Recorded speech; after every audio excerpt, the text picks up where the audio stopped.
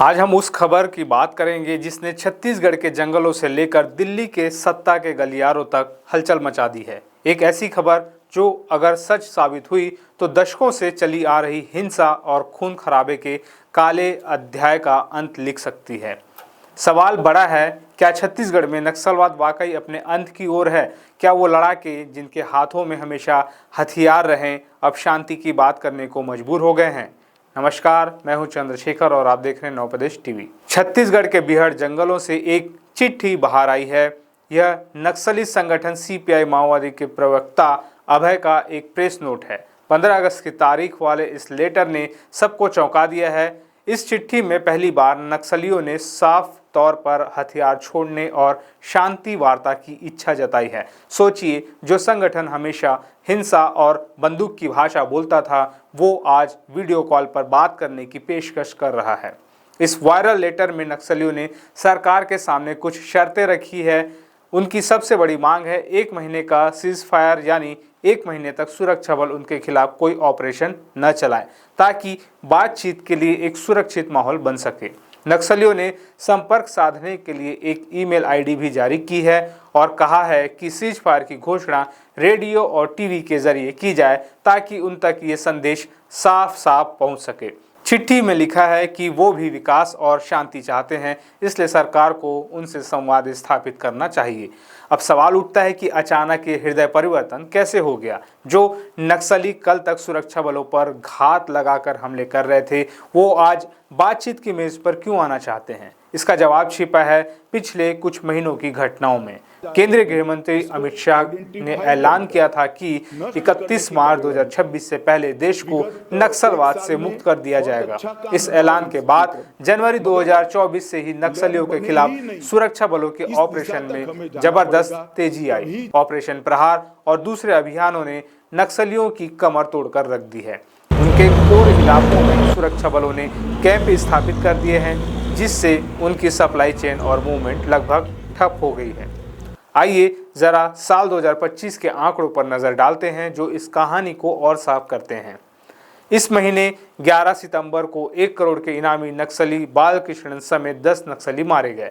इससे पहले 21 मई को 1.5 करोड़ के इनामी कमांडर बसवराजू समेत 28 नक्सलियों को ढेर किया गया था।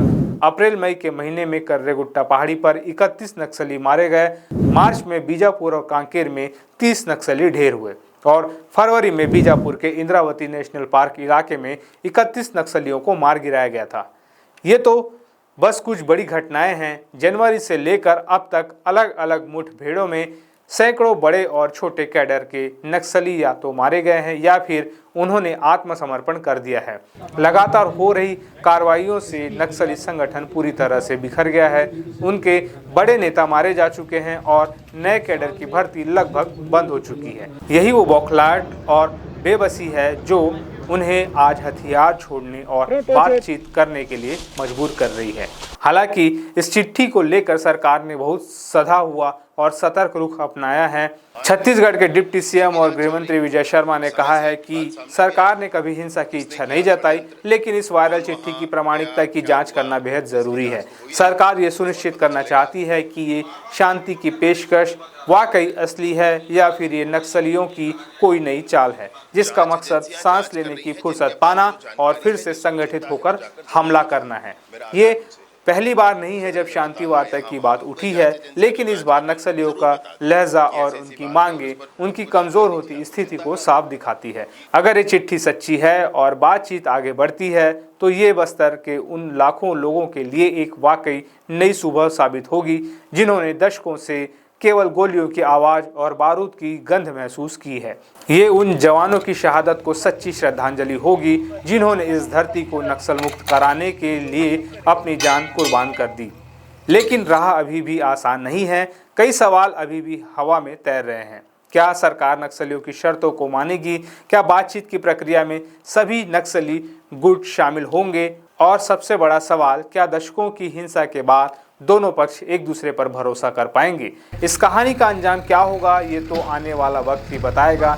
लेकिन एक बात तय है कि छत्तीसगढ़ एक ऐतिहासिक मोड़ पर खड़ा है, जहां से एक रास्ता शांति और विकास की ओर जाता है और दूसरा वापस उसी अंधेरे की ओर। इस पूरे मामले पर आपकी क्या राय है? क्या आपको लगता है कि सरकार को नक्सलियों से बात करनी चाहिए?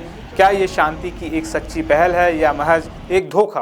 अपनी राय हमें नीचे कमेंट सेक्शन में लिखकर ज़रूर बताएं और देश दुनिया की ऐसी ही बड़ी खबरों के लिए हमारे चैनल को सब्सक्राइब करना ना भूलें।